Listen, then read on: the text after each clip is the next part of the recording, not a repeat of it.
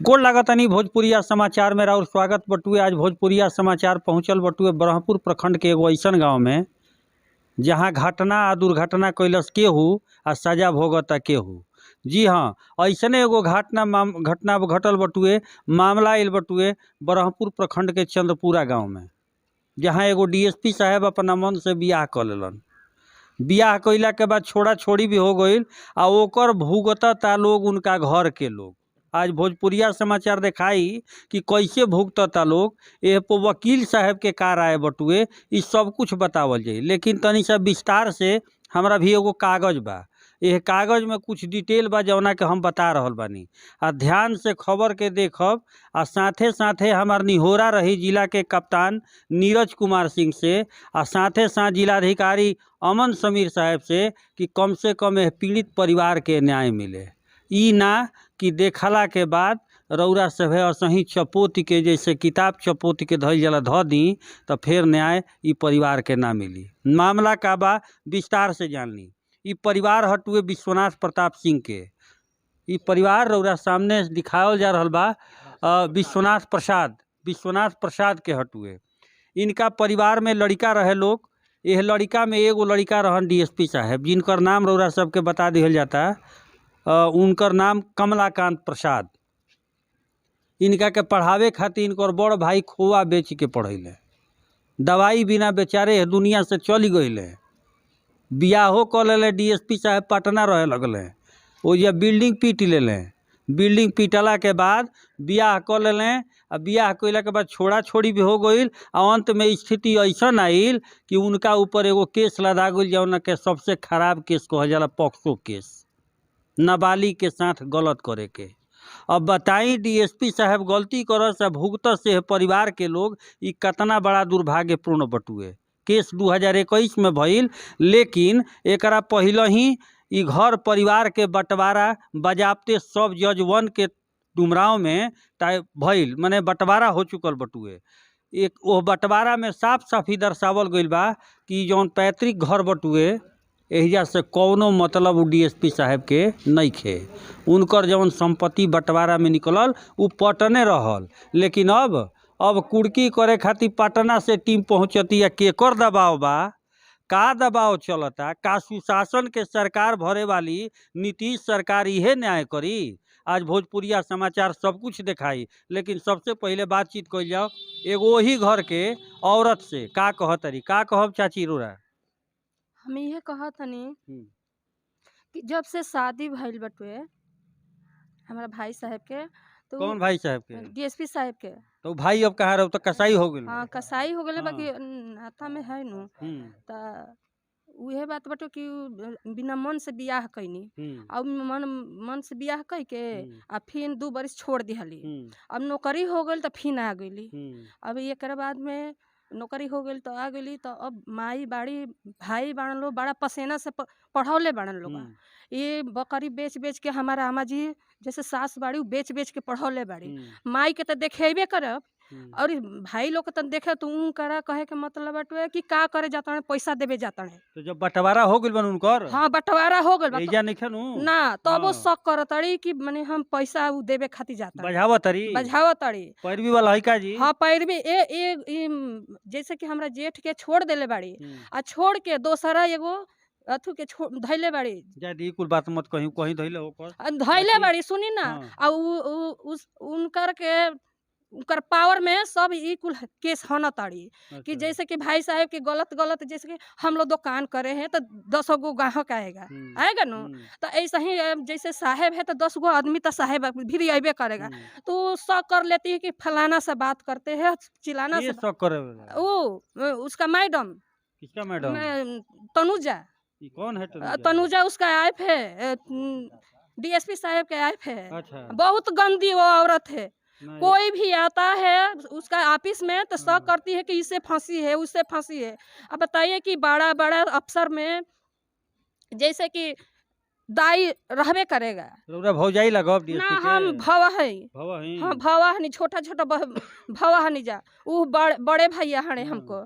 तो उहे उ शक कर लेता। अब माई के देख कुल छोड़ी है जब कुड़की के जो बात सुनी। हाँ कुड़की के कथा कहानी मत कही, अच्छा जौन सुनी, बात बताई आवा बस तड़ी बताई। तो कह तड़ी कि हमर माई से सास ले कि कह तड़ी कि धई धई के सुतावा तड़ी डीएसपी साहेब से। अब बताई कि ई कितना गंदा औरत बाड़ी। आई हम लोग के आदमी नहीं खे कि धई धई सुतई है वो डीएसपी संगे। आई कितना वो गंदा औरत बाड़ी। उ दोसरा संगे ला के हमरा जेठ भाई साहब के छोड़ के और लागल बाड़ी आ उहे कार्रवाई करत तड़े, उल्टा सीधा उ बोलत तड़े। डीएसपी से रउरा सभे के कोनो मतलब नहीं खे नु, मतलब कुछ नहीं खे, कुछ नहीं खे। तो ई हाँ, काहे कुड़की के आगे ले जाके। हमनी के देखी 10 बरिस ने नेवेडा में काम करले हनी, जब दोनों व्यक्ति हमनी के देवर भी है।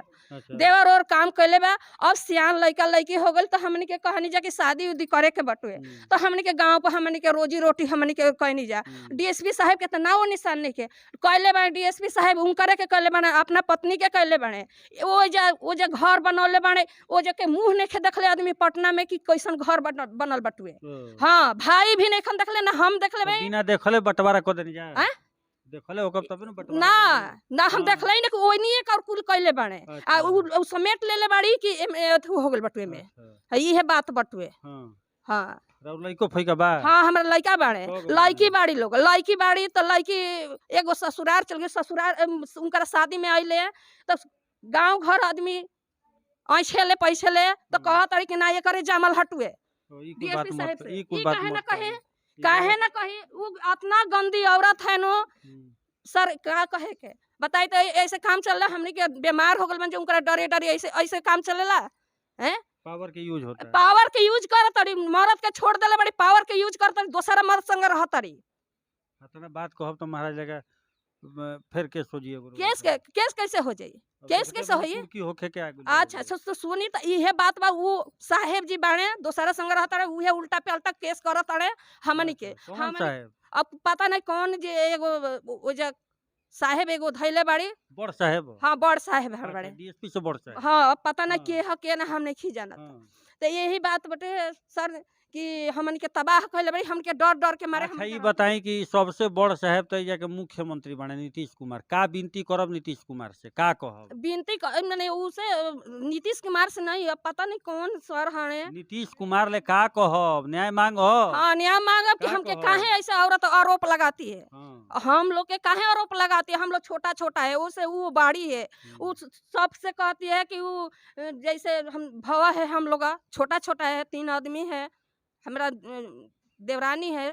तो वो कहती है कि जाते हैं डीएसपी साहब तो उसे जाकर गलत संबंध करती है। ऐसे काहे कह रही है, हैं? रउरा न्याय मांग रहल बानी है नो। हाँ, न्याय मांग रहे हैं कि इसलिए कि इतना आरोप नहीं लगाना चाहिए। हाँ, ठीक बा। हम एक पैसा नहीं उसको जानते हैं, नहीं आते हैं यहाँ। जब से बंटवारा हो गया तब से नहीं आ रहे, कोई मतलब नहीं है। ठीक बा। मिल लेनी रउरा ई औरत के दर्द के खीस में बहुत कुछ कह देली। बातचीत अभी हुई वकील साहब से, कुड़की खरे खातिर सीआईडी के इंस्पेक्टर साहब पटना से बरहमपुर थाना में बैठल बानी। हालांकि मामला हाई प्रोफाइल बटुए, एसपी साहब लगातार संपर्क में बानी। बक्सर एसपी साहब, डीएसपी साहब से खुद हमार बातचीत भइल हा। डीएसपी साहब कहनी हा कि यह मामला के हम देखतानी का कइल जा सकेला। आई कुछ बातचीत कइल जा। वकील साहब भी पहुंचल बानी, एह पो का यहाँ के राय बटुए। वकील साहब का कहब, एह केस में रउरो जुड़ल बानी, आइल बानी आज बक्सर से। केस में डीएसपी साहब स्वतः अपने लिख के भी दे दिया। सेक्शन 99 में जो है हुआ था समझौता का केस, डुमरांव टाइटल का। डीएसपी साहब उनकी बहन दोनों ने कही थी कि हमको इस जमीन से कोई लेना नहीं, इन सबों को जो है दे दिया जाए। उसमें ऑर्डर भी हुआ है। हाँ बोलिए। ये केस जौन भइल रहे, माने वो पॉक्सो के जौन केस कइले बिया लड़की डीएसपी पो, ओकरा पहले ही माने बंटवारा भइल बा कि बाद में? पहले।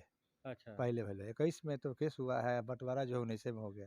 तले ए जा कुड़की खतिया गया, गलत आइल बा, सरासर गलत आइल बा। जबकि 89 में समझौता हो चुकल बा, ऑलरेडी आदेश बा। डीएसपी साहब से कोनो मतलब नहीं कि सरासर बिना मतलब का ये लोग के परेशान कइल जा रहा। लेकिन डुमरांव जे वर्तमान में एसपी साहब बानी, वहाँ के कहतनी कि दाखिल खारिज भइले नहीं खते पोका का। कोई कब्जे की बात नहीं है, कब्जा तो कराना नहीं है। पहले से ही ऑलरेडी लोग रह रहे हैं उस मकान में। कहीं ये कब्जा आपका रहता है, पोजीशन का बात रहता है तो ठीक है, ताकि मेरे नाम से नहीं है। पहले से ऑलरेडी हो चुका है। हाँ, उसमें कोई ये नहीं है, बिना मतलब का काम कर रहे हैं। बिना मतलब के होता है? बिना मतलब का, न जाने कौन सा दबाव उन लोगों पर है। दबाव के काम होता है। हाँ, दबाव से हो रहा है, और कोई नहीं। सरासर गलत हो रहा का लागत है हाँ। पुलिस है प्रशासन उसके बड़ा पास जाति कर रही है क्या कहा हाँ, जाए हाँ रउरा नजर में हाँ तो जाति हो का रही है। अगर अगर आ जाता है या पुलिस प्रशासन तरह और अगला कार्रवाई का होगा अगला पुलिस प्रशासन पर भी कार्रवाई किया जाएगा 166A का होता है केस उन अच्छा। लोगों पर भी उन पर होगा अगर नहीं लोग मानेंगे तो 166 हाँ ए हाँ ए एकरा में का हो सकेला वो लोग पर अब वही क्या कानूनी कार्रवाई किया जाएगा उसके बाद जो होगा होगा कार्रवाई होगी तभी ना एकर मतलब ई बा कि न्यायालय के ऑर्डर भी माने माने पर तैयार नहीं ना करे ना ना जब रउरा बता जोन कागज न्यायालय बा का आर्डर नहीं लोग मान रहे हैं तो कानून उचित कार्रवाई होगा ना कोर्ट करेगा तो इस सीधा लिखल बटुए के टाइटल सूट 307/2019 आपसी सहमति के आधार पर 15/11/2019 बंटवारा कर में हाँ हो दिया। गया हाँ। हाँ इस सब समझौता सेक्शन वो भी 89 है कहीं तुके नहीं रह गया कहीं मन्ने के उसमें तनुकी है ना कहीं कुछ नहीं रह गया लेकिन फिर भी हाँ ये ई जाति हो रहा है जाति जाति इन लोगों के साथ जाति हो रहा है पावर के यूज पावर होता है पावर का भी ये नो हाँ का नाम पड़ी वकील साहब Sanjay Kumar Rai advocate civil court Buxar civil court Buxar में जी हाँ वकील साहब के भी सुनी यहाँ के भी कहतनी कि जाति हो रहल बटुए जबरदस्ती कईल जात बटुए ऐसन जौन की समझौता हो चुकल बटुए जमीन के बंटवारा हो चुकल बटुए लेकिन एकरा बावजूद ई परिवार इतना दर्द में बटुए इतना कष्ट में बटुए कि परिवार काफ़ी काफ़ी मर्माहत बटुए लड़किन से हमनी के बातचीत कईल चाहत रही जा लेकिन ना ऐसे कोई नहीं जा कि ओकनियों के बियाह शादी करे के बा अब मामला कुछ गड़बड़ बा मामला डीएसपी साहेब जौन की जेकर नाम बटुए कमलाकांत प्रसाद जवन कुछ कइले होखस करैले होखस लेकिन ये परिवार के का दोष बा ये घर बार के का दोष बा ये परिवार के लोग सुकून के जीवन जियल चाहता लेकिन ऊपर से इतना प्रेशर आवता कि घर के लोग रोए लागता देख के न्याय मांग रहल बटुए जिलाधिकारी अमन समीर से न्याय मांग रहल बा एइजा के कप्तान नीरज कुमार सिंह से आ न्याय मांग रहल बा सुशासन के दम भरे वाली सरकार नीतीश सरकार से। भोजपुरिया समाचार से चंद्रशेखर सिंह की रिपोर्ट।